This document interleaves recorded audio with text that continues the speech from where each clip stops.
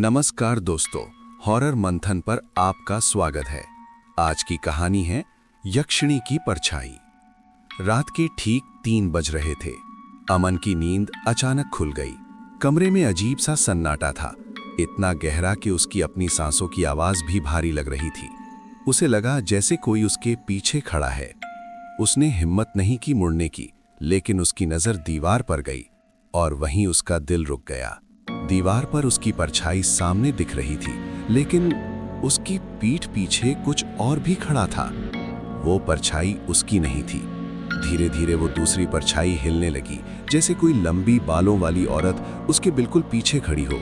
अमन का शरीर ठंडा पड़ गया। उसने खुद को समझाया, ये बस दिमाग का वहम है, लेकिन तभी उसके कान के बिल्कुल पास किसी ने फुसफुसाया, अब देख भी लो। अमन से रहा नहीं गया। उसने धीरे धीरे पीछे मुड़कर देखा। पीछे कोई नहीं था, कमरा खाली था। वो घबराकर वापस दीवार की तरफ देखने लगा, लेकिन अब दीवार पर सिर्फ एक ही परछाई थी और वो उसकी नहीं थी। अब वो परछाई धीरे धीरे उसकी तरफ बढ़ रही थी, जैसे दीवार से निकलकर उसे पकड़ लेगी। अमन चिल्लाने ही वाला था कि अचानक लाइट चली गई। पूरा कमरा अंधेरे में डूब गया और उसी अंधेरे में उसे महसूस हुआ कोई उसकी जगह बिस्तर पर लेट गया है और अब वो खुद खड़ा है दीवार पर, एक परछाई बनकर। अंधेरा, बिल्कुल गहरा अंधेरा। अमन कुछ देख नहीं पा रहा था, लेकिन वो महसूस कर रहा था वो अब बिस्तर पर नहीं है, वो दीवार पर था। हाँ, उसकी सांसें चल रही थी, लेकिन शरीर नहीं, जैसे वो एक परछाई बन चुका हो। उसने नीचे देखने की कोशिश की। बिस्तर पर कोई और लेटा हुआ था। धीरे धीरे उसकी आंखें अंधेरे में देखने की आदत डालने लगी और फिर उसका दिल रुक गया। बिस्तर पर वो खुद लेटा था, लेकिन वो अमन नहीं था। उसकी आंखें खुली थीं और होठों पर एक अजीब सी मुस्कान थी, जैसे कोई और उसके शरीर के अंदर आ चुका हो। अमन चिल्लाना चाहता था, पर आवाज नहीं निकल रही थी। तभी दीवार के कोने से वही परछाई अलग हुई और धीरे धीरे उसकी तरफ बढ़ने लगी। वो यक्षिणी थी। लंबे बाल, टेढ़ी मुस्कान और आंखें बिल्कुल काली। वो उसके बिल्कुल पास आ गई और फुसफुसाई, अब तुम समझे परछाई आगे क्यों थी? अमन कुछ नहीं कर पा रहा था। यक्षिणी ने अपना हाथ बढ़ाया और उसकी परछाई को पकड़ लिया। जैसे ही उसने छुआ, अमन को ऐसा लगा जैसे कोई उसकी आत्मा को निचोड़ रहा हो। उसने आखिरी बार बिस्तर की तरफ देखा। अब वो अमन उठ चुका था। धीरे धीरे वो आईने के सामने गया और खुद को देखने लगा। फिर उसने मुस्कुराकर कहा, अब ये शरीर मेरा है। अमन की आखिरी उम्मीद भी खत्म हो गई। यक्षिणी ने उसकी परछाई को पूरी तरह खींच लिया और अंधेरे में गायब हो गई। सुबह हुई। दरवाजा खुला। अमन के दोस्त ने अंदर आकर कहा, भाई तू ठीक है ना? अमन ने मुड़कर देखा और एक अजीब मुस्कान के साथ बोला, मैं बिल्कुल ठीक हूं। लेकिन उसके पीछे दीवार पर अब भी 2 परछाइयां थीं। अमन का दोस्त रवि कुछ सेकंड तक उसे देखता रहा। कुछ तो गलत था। अमन की आंखें पहले जैसी नहीं थीं। वो देख तो रहा था, लेकिन जैसे पहचान नहीं रहा था। रवि ने हंसते हुए कहा, भाई रात को फिर हॉरर वीडियो देख लिए क्या? अमन मुस्कुराया, लेकिन उस मुस्कान में कोई इंसानियत नहीं थी। रवि कमरे में अंदर आया और तभी उसकी नजर दीवार पर गई। उसका दिल एकदम रुक गया। दीवार पर 2 परछाइयां थीं, एक अमन की और दूसरी किसी और की, लेकिन कमरे में रवि और अमन के अलावा कोई नहीं था। रवि धीरे से बोला, भाई ये दूसरी परछाई किसकी है? अमन चुप रहा। फिर धीरे धीरे उसका सिर रवि की तरफ मुड़ा, अजीब तरीके से, जैसे हड्डियां मुड़ रही हों, और उसने कहा, तुम्हें भी दिख रही हैं। रवि अब डर चुका था। वो पीछे हटने लगा, लेकिन तभी दरवाजा अपने आप बंद हो गया। धड़ाम! कमरे में फिर से वही सन्नाटा फैल गया। अचानक दीवार पर वो दूसरी परछाई हिलने लगी। धीरे धीरे वो दीवार से अलग हुई और जमीन पर गिरते हुए एक काली आकृति में बदल गई। वही यक्षिणी। उसकी आंखें अब सीधे रवि को देख रही थीं। वो मुस्कुराई, एक और। रवि भागने के लिए मुड़ा, लेकिन उसके पैर जैसे जमीन में जम गए। अमन या जो भी उसके अंदर था धीरे धीरे उसके पास आया और उसके कंधे पर हाथ रखा। उस स्पर्श में ठंड नहीं, मौत थी। रवि की नजर फिर दीवार पर गई। अब वहां 3 परछाइयां थीं। कमरे में फिर अंधेरा छा गया और उसी अंधेरे में एक और आवाज गूंजी, अब हम अकेले नहीं हैं। कमरे में घना अंधेरा था। रवि चीखना चाहता था, लेकिन उसकी आवाज जैसे किसी ने छीन ली थी।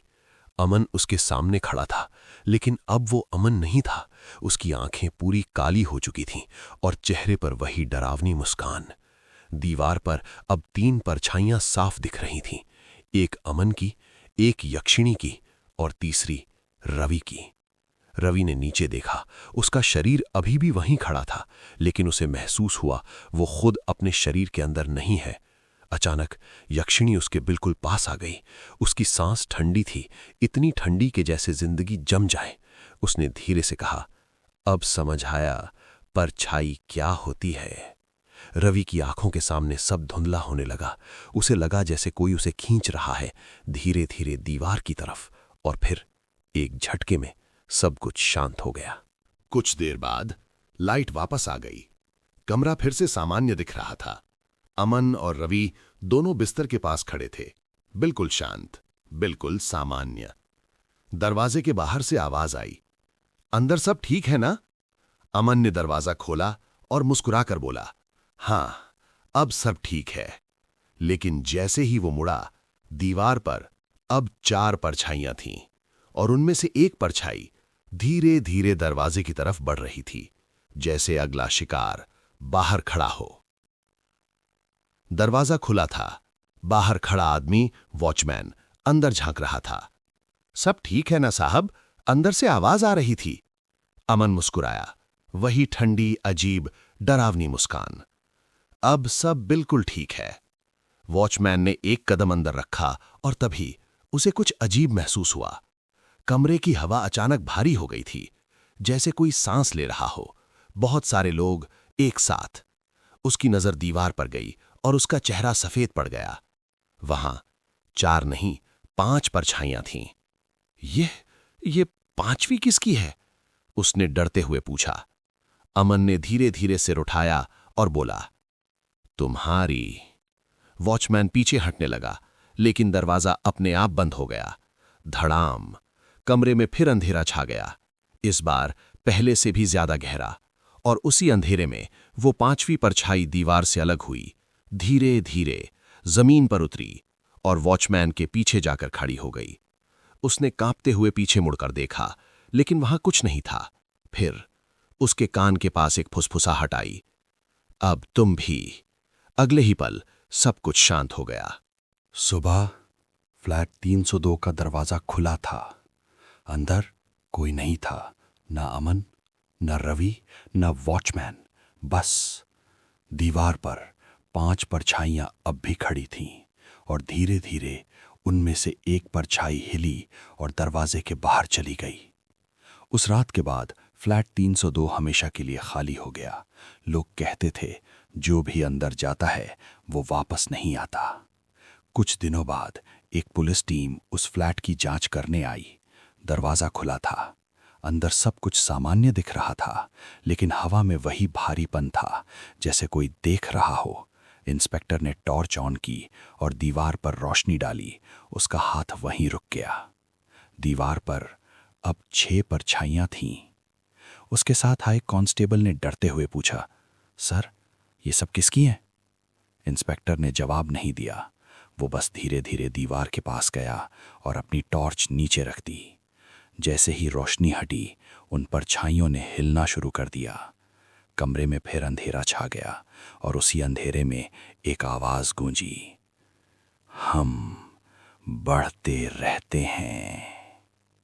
अगली सुबह फ्लैट फिर खाली था। पुलिस टीम कहीं नहीं मिली। अब उस दीवार पर 7 परछाइयां खड़ी थीं।